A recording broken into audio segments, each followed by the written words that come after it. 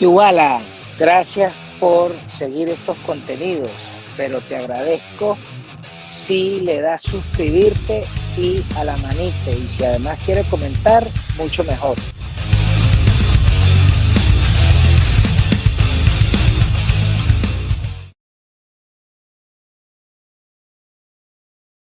Good evening. Today, August the 17th, this is 9:45 p.m. and I am trying to record this Sincericidio number 9 with my good friend, Mr. Abel Carvajal. Today, we're going to try to give some thoughts of what is happening in Spain and what is happening in the Congress in Spain. It was a terrible day for democracy, the conflict in Niger, and the big problem of impunity in the Western civilization. And I will go further on that. But I wanted to hear my friend Abel of what he thinks happened today in Spain and what he sees in the near future. So go ahead, my friend. It's an absolute tragedy. It's a sad day for Spain.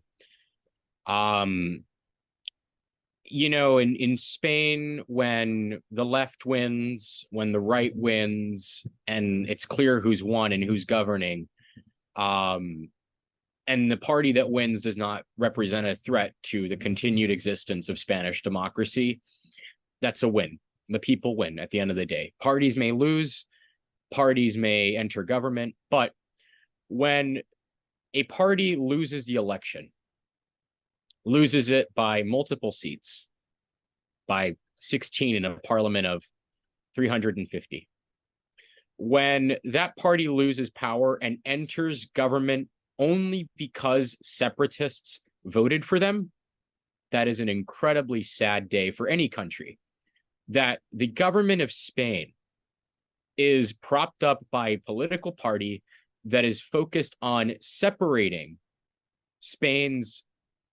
one of Spain's wealthiest regions, a historically connected part of Spain, from the country. That is a very sad thing.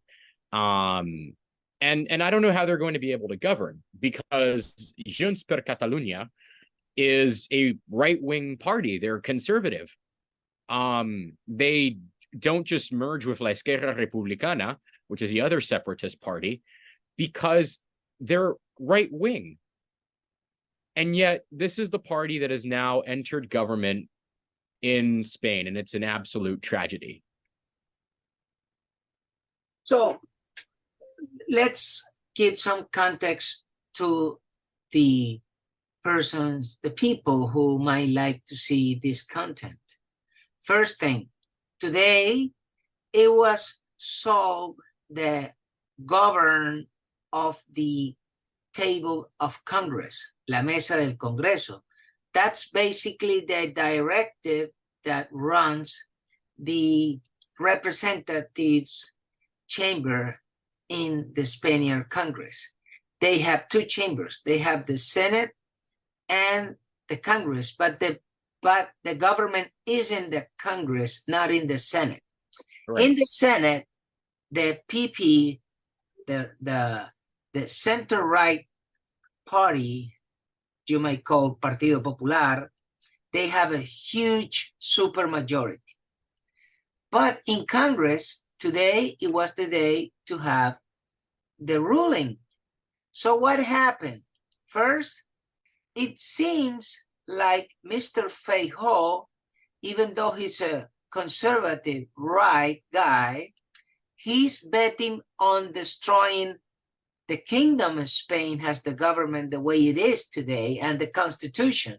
And that's why he handles himself so bad in the negotiations that all the enemies of Spain and the constitution won today. It's repeating the events that happened in 1933 that became later to be the Civil War of 1936. First thing.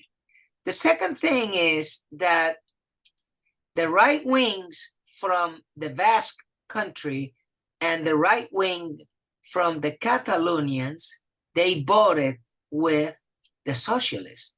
But the thing is that they have an election next year, and how are they going to sell their fish to their constituency when they are siding with the socialists?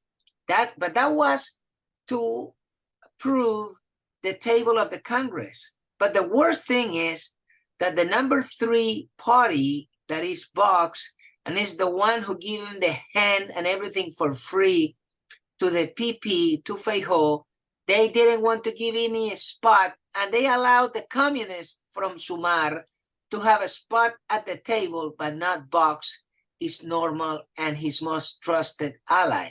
So I think it was either a shoot on the foot, or is that these hypocrites from the PP, they want to destroy Spain from being a kingdom and try to put it into a republic. No wonder why this guy Feijóo has really terrible laws in Galicia, where he used to be the governor for so many time with big super majorities. And the way he handled himself, it seems like he wanted that result. That was one thing.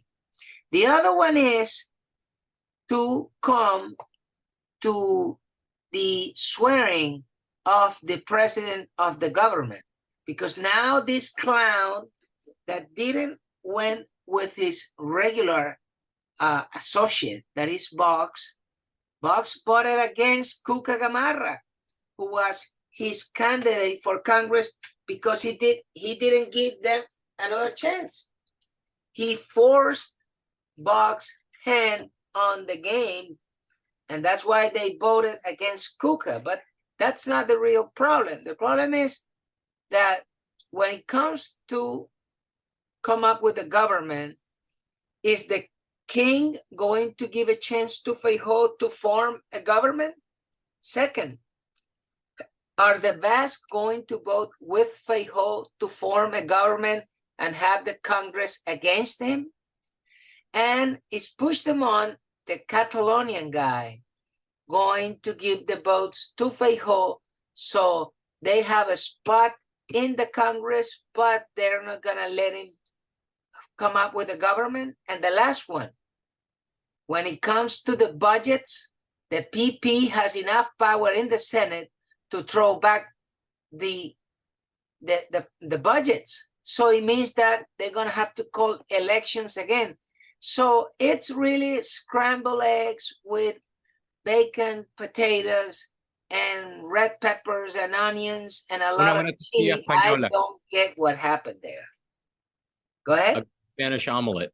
Oh yeah, big Spanish tortilla. No, I mean, the other problem is that Feijóo's leadership is now in question within the Partido Popular. So you might have a repeat of what happened on the Socialist Party side after Rajoy won both of his elections, where they try to get rid of the leader. The main opposition party cannot be in opposition because they're internally divided. And you have just a Frankenstein government that collapses after 2 years. And so in the interest of Spain, I mean, this is not a stable government that's being formed. Either way, that you have a government that's reliant on the support of Puigdemont. This is not a good day for Spain, and the election was not a good result for Spain because there's no clear future for the country, and they may very well be back at the polls soon. Now that's less likely because Sanchez has secured a governing agreement, but more likely than not, at least. But this is a very, very unfortunate path for Spain. Their future is very, very in question right now, and the unity of the country is in question. But then you have another thing, is that today I was sent a report, a PDF by technology experts that say that the election was stolen. Remember, they have Indra, and Indra works with the software of Smartmatic Dominion. And there's a 500-page report that I haven't got the chance to read it, but the first things that the experts say is that there was tampering in the transmissions of the results. So it's the same trap that happened in Colombia, it's the same trap that happened to Bolsonaro, it's the same trap that happened to the US, and now they did it in Spain. So the thing is that this margin where the power is represented in the separatist and all this Frankenstein thing, but it's the way how they stole the election and how they could take away 5 or 6 representatives from Vox of those places, and that's what's lacking for Feijóo. And the thing, and the worst thing is that neither Vox nor the PP, they confronted the results. But now there's a report that says that the elections was tampered. Well, I will send that's it to you. something that would have to be contested by the individual parties in a court. I'm sure that there's ways that they can do that in Spain. My issue is less with the electoral system. I'm not very familiar with those questions about the software, but I can tell you that the system of voting, at least the system by which they elect representatives, this proportional representation, Spain should consider moving away from that. They should consider that's a crap. That's really crap. But the thing is that the tampering of the system is according to the law. So the trap and the cheating, it's done according to the laws of each state. I mean, it's not a one size fit all, but the software, the system, the way they can get in and trap the results, and then they don't get contested, because the real problem was that they didn't contest when he had the chance to count the votes, and they allowed the results of what Indra transmitted. And that's where you have the big issue. But other than that, you're right. The electoral laws in Spain, it's a tragedy. It's really a tragedy, because it's made that people that they don't have any enough votes, they get so many representatives, like it happens in the Basque Country and in Baleares and in Catalonia. And that's what's been really terrible. But the other thing is that I don't see King Philip fighting for his kingdom, and that really makes me mad, because he basically doesn't, he's not worth it to be a king if he's not willing to fight it. And that's really terrible for Spain, I think. Well, I've never been a believer in monarchy. I mean, I'll tell you the truth. In the perfect world, there would be no monarchy. I'm a Republican through and through. But the Spanish political system would be completely debased right now if the king was no longer ruling the country's like head of government, or not head of government, head of state. Because the king plays a role in nominating candidates. Spanish democracy, as it's structured at this present moment, depends on a monarch being present. And that's the Constitution. Yes, it is the structure of Spain. And right now, I don't think Spain should be getting into conversations about the structure of the country, because if they do, the country will fall apart. The same way that Yugoslavia fell apart, the same way the Soviet Union fell apart. Spain, a 500-year-old, 520, 30-year-old project of Spain, would cease to exist. And a country with a beautiful and at times dark history, but a country that has had so much impact in the world. And it's in genuine risk. They don't have a stable government. They don't have a lot of factors working for them. And it's a shame, because there's things that could work in their direction. Spain could become a European energy hub. They have liquid gas. They have pipelines bringing in gas from Algeria. So Spain has a clear role to play in the European project, and the country cannot afford to be in these unstable arrangements. Either the left wins or the right wins. I would prefer that the right wins, but somebody's got to come out there with a stable victory. And the more that we're in this scenario, the shenanigans of forming government thanks to the help of these regionalist parties, that's a problem. If Spain had MMP, like Scotland, like New Zealand, like Mexico, it would be a completely different picture. A party would not get seats unless they cleared a certain threshold. And that's what Spain should look to doing. And arrange the system to make it on a national list, partially on proportional representation. That way, the 2% that the separatists win doesn't become 7% of the seats or whatever. That's what I would like to see done within Spain. Because you have regional parties winning a significant amount of seats. Yeah. And now the other problem that Spain has is that they're member of NATO. But if they're going to have ministers, secretaries in the government that are communists, declared communists, that are in favor of Russia and in favor of China and in favor of Iran and in favor of North Korea and Venezuela, that's really a problem to be joining the table in NATO with traitors. No, not traitors, but enemies. So that's another big problem that they will have, because they already had a big problem with, they had the coletas, Mr. Iglesias, that he put a guy in the direction of the Spaniard CIA, the CNI, the intelligence agency, and then they got a communist in the intelligence agency.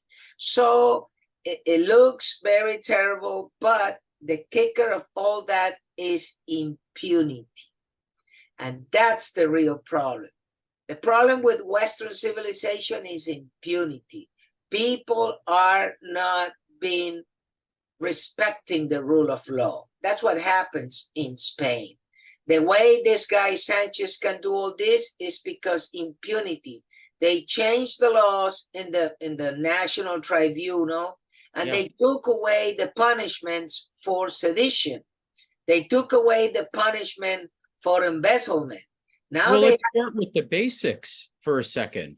He got into power the way that no other prime minister in Spain has ever gotten into power. He debased the entire political system when he brought down Rajoy's government. What should have happened, if the people wanted a new prime minister, they should have voted for one. It should have gone to the people, and it didn't. He became prime minister without winning a general election for the first time. Yeah, but that was the stupidity of Rajoy, because when he got sure that they got the vote of not confidence, he should have called elections, and he let them get off the chair and get the other guy without calling the elections, because he rather give power to Sanchez than count himself in an election where Ciudadanos might get the vote. So and Ciudadanos could have been in a position to form government at that point in time. They were leading in the polls at one point. Yeah, but he should have called the elections and not let the vote of confidence go through, like the president did in Ecuador. So which is another unfortunate story taking place. It's just unfortunate what's taking place in Ecuador. I believe that Ecuador will have a repeat of 2021, where the center right is going to win again against the odds. But it's unfortunate. There was a presidential candidate who was assassinated. There was another high-ranking political leader who was also assassinated. That should never happen in a country, and it's never happened in Ecuador. It's never been a thing. And it's unfortunate that it's taking place in a country. They have got coup d'etats since like 20 years back, but not killing of the candidates or the president. But we'll see how it plays. We hope that they have the best choice and they take this Chavista guy out, that is Correa, because that's the real dark dude behind everything. And he's stationed in Belgium. like Puigdemont is stated in Belgium. They love Waterloo for some reason. I don't know why they're imitating Napoleon. Napoleon lost. Well, yeah, but the thing is that the Belgians are given a really sanctuary country to all these thugs, and that is terrible. No wonder why Amberes, Antwerp, is one of the biggest ports for getting drugs into Europe, and that's right there in Belgium. Oh, Jesus. So, but the other thing that I wanted your opinion is what is happening this week in Argentina after the win in the PASO's system, the election of Mr. Milei. That is very interesting this week. So Milei got about 30% of the vote in that preference primary, if I remember correctly. It sort of works like here in the US. The only comparison I would have is to a jungle primary, very similar to California, Louisiana, where you have a top two system, except this is every party puts their candidates and you vote once, and whatever candidate has the most votes within the party goes to the general election, provided they meet a 1.5% threshold. But anyways, with regard to Milei, that was very interesting. He won a 30% showing. And if he obtains another 30% showing in the general election, when Argentina has elections for Congress, half of their Congress will be up, and he gets 30% of the vote. Argentina has proportional representation, which means his party might be able to win about a third of the seats in the Congress, and that would be very significant for the Libertarian Party of Argentina. It would be the closest that any Libertarian Party has come to governing in this hemisphere, perhaps in the whole world. Milei would be a tremendous shift to the right. He would be a tremendous start potentially of a new trend in Latin America. You know, you had the right-wing turn in the 2010s, and then in the late 2010s, you had a move to the left. And then in the early 2020s, you had an even bigger move to the left: Chile, Brazil, Argentina. Argentina started this 4 years ago in 2019 when they voted out Macri and brought back Kirchner. So Argentina might be the sign of a new wave to the right. They started in 2015, the move to the right, when they elected Macri. So Argentina is a very significant part of the continent. It's a keystone part of the continent.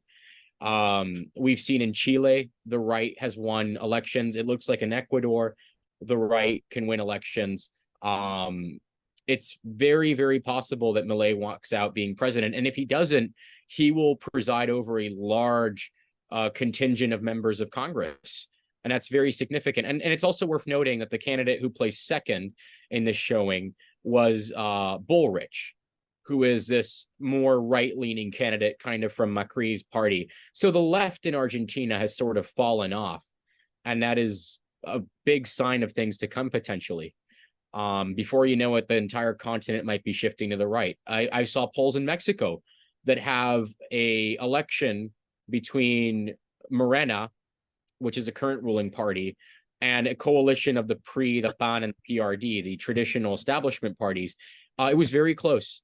And it would be very interesting if Mexico took a turn away from Morena. And it would be very interesting if all across Latin America, you have a move to the right, which is very possible. And Milei's showing was very impressive. I don't necessarily agree with him on every issue, but that was an impressive showing that he had.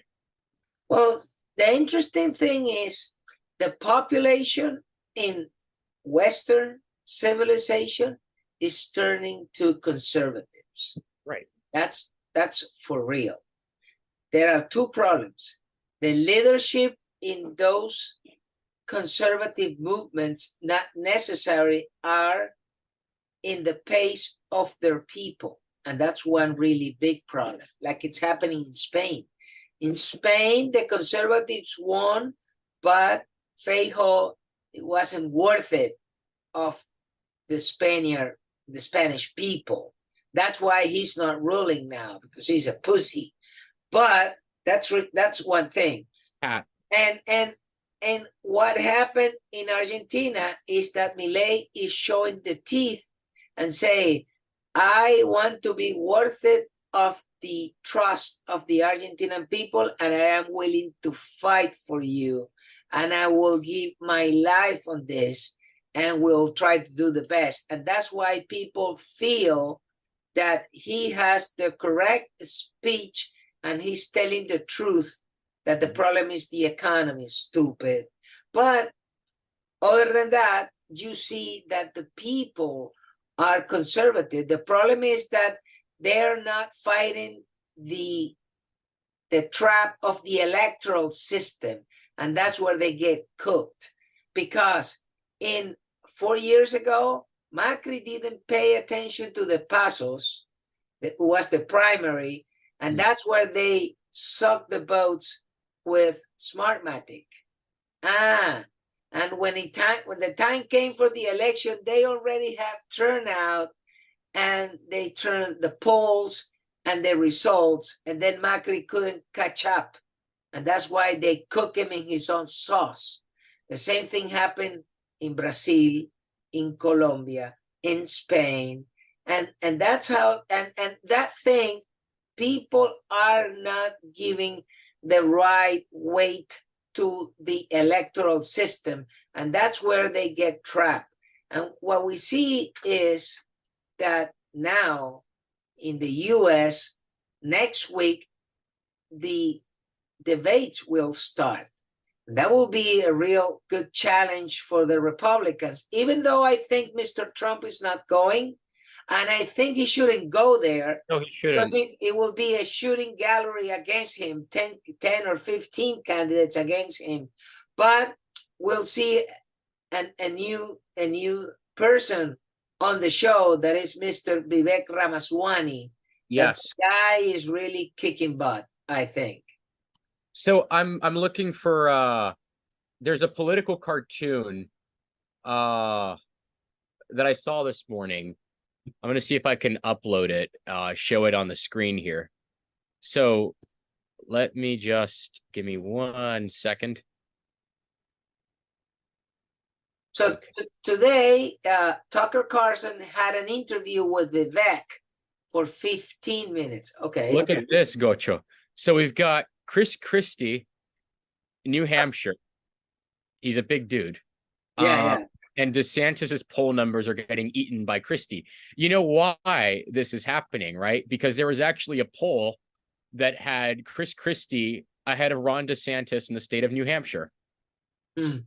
So this is a very interesting situation that we've got right now taking place. I'm going to see if I can deactivate my share screen function here. Give me 1 second. 1 second.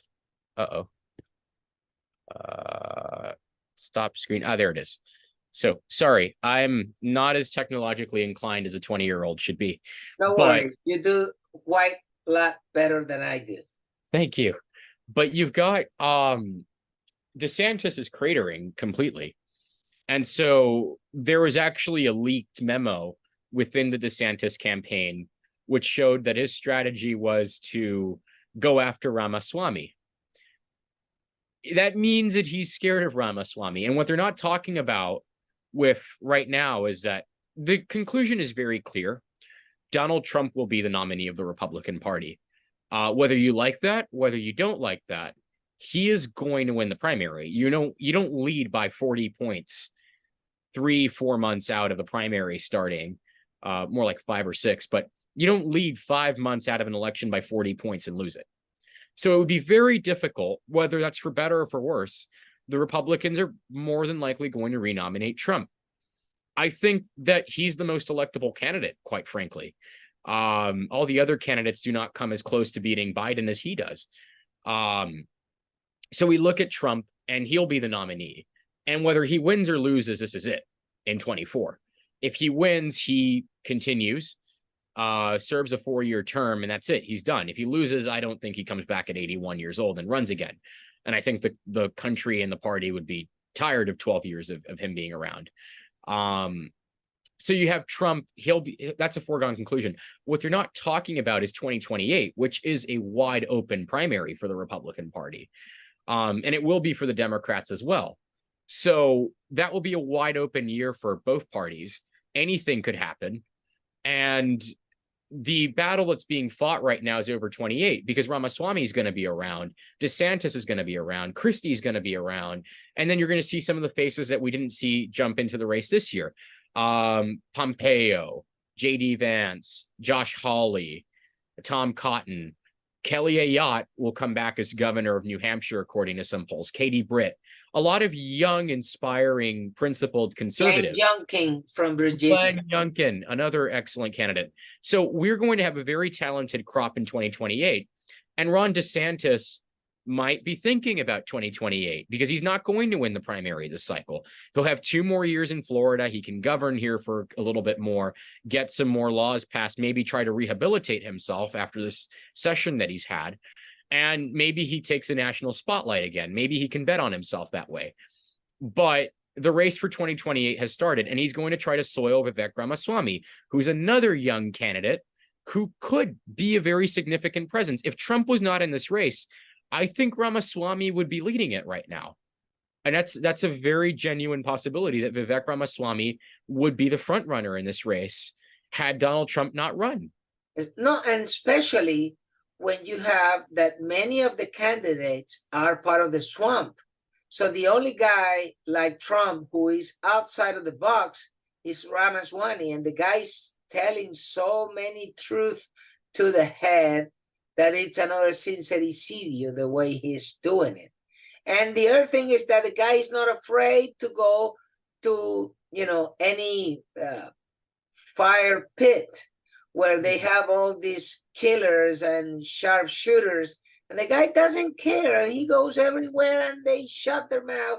And that guy is amazing. What Yes. I've seen. And the other thing is that there's a whole bunch of rhinos that won't be around by 2026 because Mitch, the guy from Kentucky, he should be 6 feet under. Huh? Let's talk about Mitch McConnell for a second. Yes. Kentucky has a very important governor's election in November, and there's an incumbent Democrat running for re-election. The talk around town is that should the Republicans win that seat, remember, if a senator resigns, dies, whatever happens, if a senator leaves the Senate for whatever reason, the person who appoints the replacement is the governor. At this present moment, that's a Democrat. If the governor's seat changes hands, there's talk that Mitch McConnell will resign and leave the Senate. He's in his 80s. There's not a lot more for him to do anymore. And he's not in the majority. You want him to do anything else? Man, that guy's been really I'll defend him on something. He held the line when it came to Kavanaugh, with Kavanaugh, yes, but also with Garland. Merrick Garland, the man who's now Attorney General, would have been on the Supreme Court had Mitch McConnell not led the I remember when he stopped the nomination of Garland. I remember that. That's a big deal. But he got well paid because his wife got to be the Secretary of Transportation for 4 years and had a lot of money to run. But if the guy, he's been behaving like a regular swamp creature, and now I don't think he's a good deal for your party right now. No, but no. like you said, party is with J.D. Vance, Josh Hawley, Katie Britt, Glenn Youngkin. But even within the Senate, I mean, we just have a lot. Jim Banks will make it to the Senate next year out of Indiana. We have a lot of very good, young, principled, sincere conservatives within the Senate. I mean, that's good. We're contributing to the Congress becoming younger. And all of a sudden, we're the party of old white men. And that's not the case. We're not your dad's Republican Party anymore. Well, the other thing is that Mr. Pence will be out too. I hope he crash and burns. The way he's playing it, he's being really a lousy guy. And Christie will be his last time, because I think the only favor he has done to your country was nominating Mr. Ray to the FBI. That's the best thing he has done. And that's really been a creepy decision. But we will see how it goes. And for the last thing here, this week, everything seems to go ahead. Mrs. Machado is running ahead in the polls, but everything seems that the communist government is not going to let her run.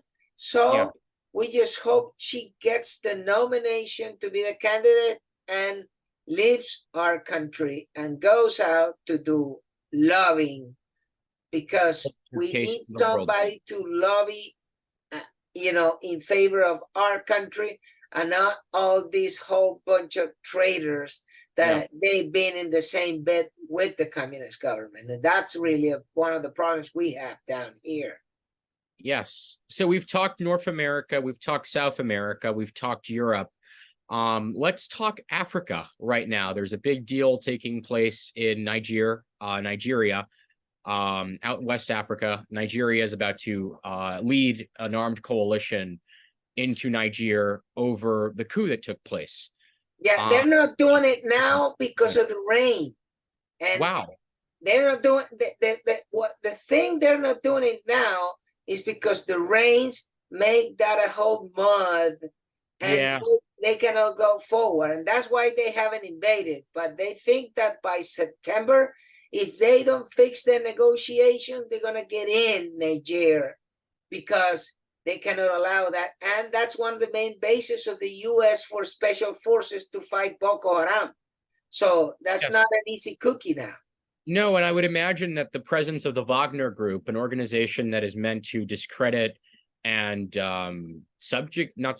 discredit and create instability within the West, the Wagner Group would love to create chaos along that northern part of Nigeria, which is where Boko Haram operates from. It's a question of state security for Nigeria. And as I've mentioned in the past, Nigeria is a very, very vital U.S. partner, a partner to the Western world in West Africa. It's a country of 230 million people. It's significant. And we need to ensure that that region doesn't fall apart, because Africa has natural resources. It has human capital. It's a fast-growing part of the world. There's lots of people 18% of the uranium of France goes from Nigeria. There you go. Natural resources, and then uranium is a big ingredient in the Oppenheimer project, if you will. Yes. Well, my friend Abel, we have to let it go for this week because time is running out. Thank you for your time, and we have to see how it goes for the elections in Eastern Europe, especially Poland and Bulgaria and Romania, because that's going to be a very nice thing to do. You got 20 seconds. Let's talk that next week. We got big deals out of Eastern Europe. There's also a potential that there could be elections in Ukraine around the corner, although because the country's under martial law, there can't be elections within the country. Although I wouldn't imagine that any election in Ukraine right now delivers a significant policy shift in the country. But it's big.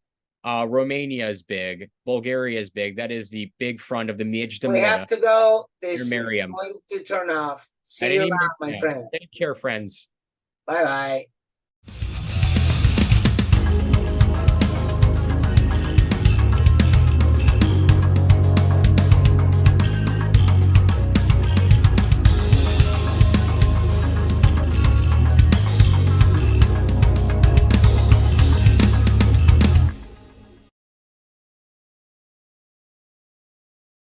Bollitos de corazón a 2.500 el paquete, hallacas de pollo a 2.500 cada una, a la orden los bollitos de mazorca a 2.500 el paquete, bollitos de corazón.